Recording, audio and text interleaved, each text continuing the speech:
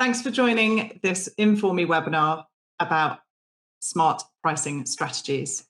I'm Tamsyn Jefferson-Harvey. I've been running my own accounting practice, Seed Accounting Solutions, for almost 7 years, and I specialise in small business growth. Today, we're going to look at how a smart pricing strategy can really transform your business. This is a taster of what you'll learn in the AAT Business Finance Basics e-learning courses, but more on that later. So today, we're going to look through a few things about pricing. First of all, the basics. Secondly, the 3 C's, common pricing strategies, looking at an example, and then we'll go through a summary of the key takeaways and other resources that can help you in your business. So just some key terminology on the basics of pricing. Markup is the amount that you add to the wholesale cost of your product, usually in percentage.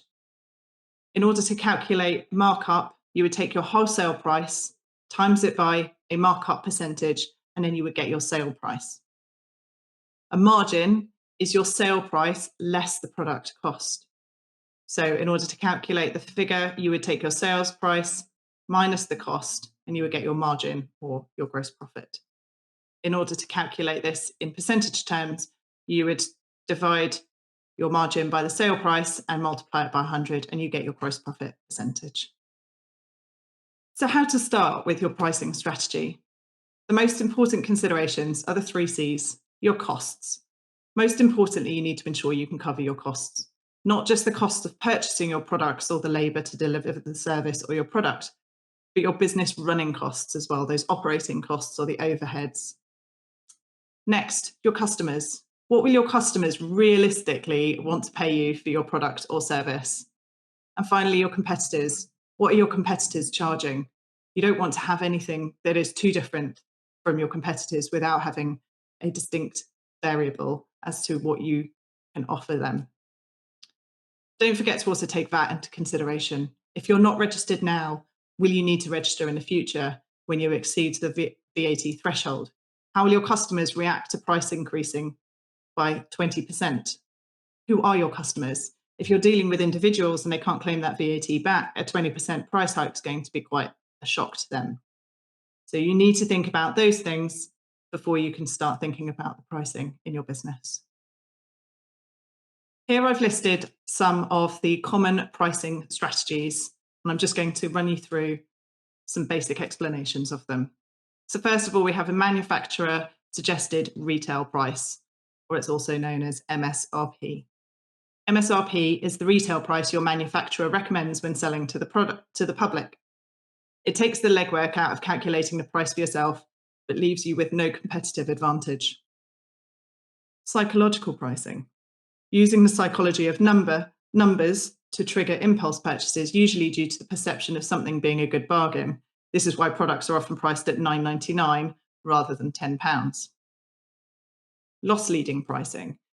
This is where you draw in customers by offering a particular product at a lower price on the assumption that once they are there, they will buy more. This is very common in supermarkets, for example, where very common products such as bananas are sold at a lower or a loss-leading price. Keystone pricing. This is a very basic pricing method where you simply double the wholesale cost of the product. It's quick and it's easy, but it doesn't work for everything. Below or above competition. You use competitor pricing data as a benchmark, and you may choose to consciously price products below or above them. Lower makes you more competitive, but higher can position your brand as more high-end. This is something that you would need to consider depending on the offering to your business customers. Product bundling. If you can logically sell more than one product together, product bundling can help you shift more items per order.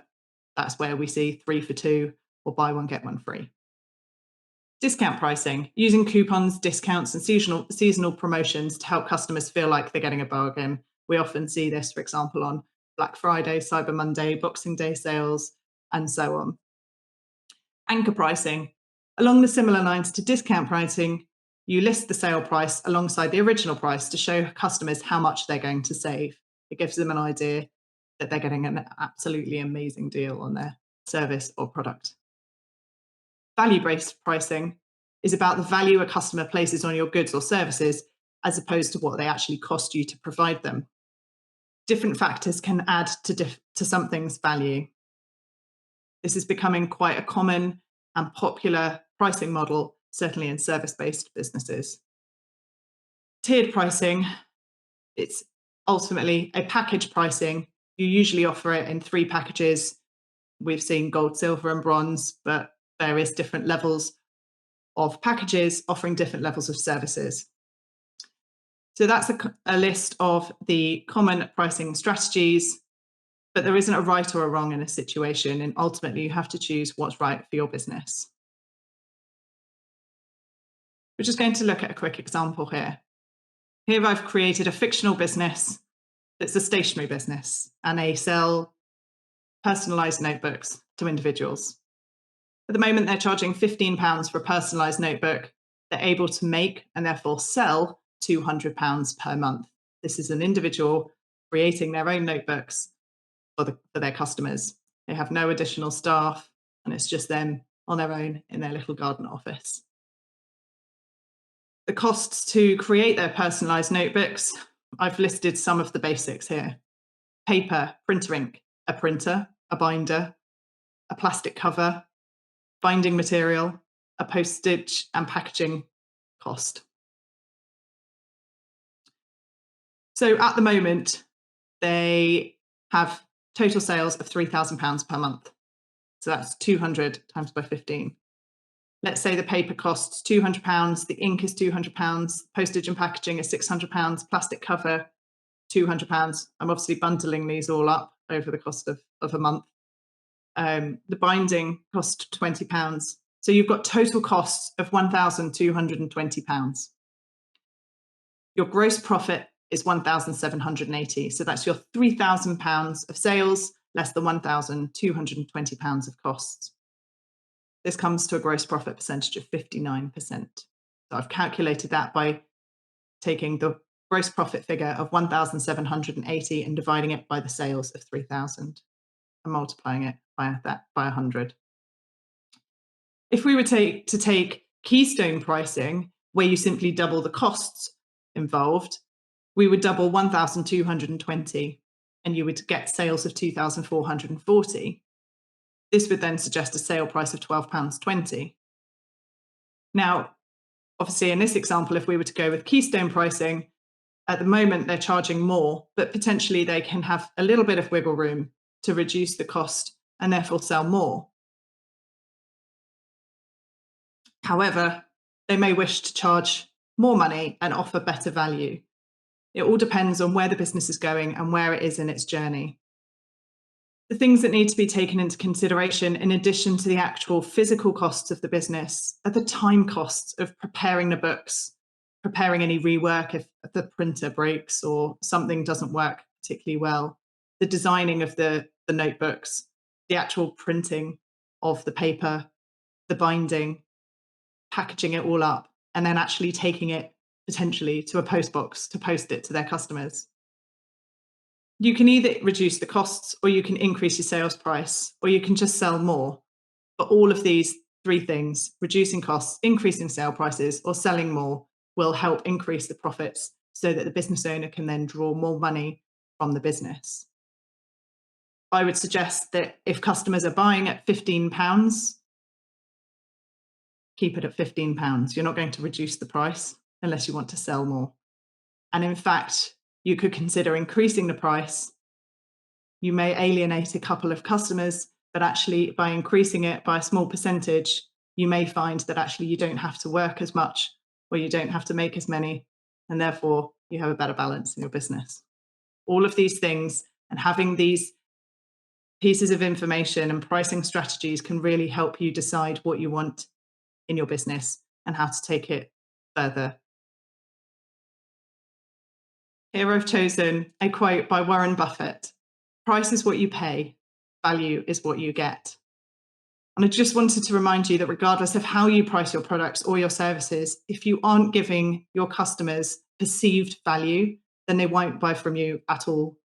And so as much as you can choose whatever pricing strategy in your business, ultimately it comes down to the value that your customer is receiving when buying from you. So as a summary, there are no rules to pricing. When you're starting out, go in high rather than low. It's much easier to start high and reduce your prices than it is to start in with a low price and subsequently increase them. Continuously monitor. If there isn't something that's working in your business, change it. You may want to change to a different pricing strategy. You may need to change your prices, which takes me on to the next point. Don't be afraid to change your prices. If something isn't working, if your business isn't profitable, you may well need to change your prices and your pricing strategy. Think of the energy companies that increase our prices every year, or a subscription that we get that changes from £10 to £12 a month. As long as the perceived value is still there for your customers, there isn't a problem with changing your prices. And finally, the most important thing that you can do in your business when it comes to pricing is to maintain clean and up-to-date data. This can give you all of the information that you need to make sure that your pricing is correct. Finally, some other resources that can help you with your pricing strategy. First of all, you can speak to your accountant if you have one. They will be very happy to help you answer any questions that you may have on your pricing and sense check anything that's there. Secondly, if you go onto the Inform Me website, there's plenty of articles and resources on there that you can use to educate yourself.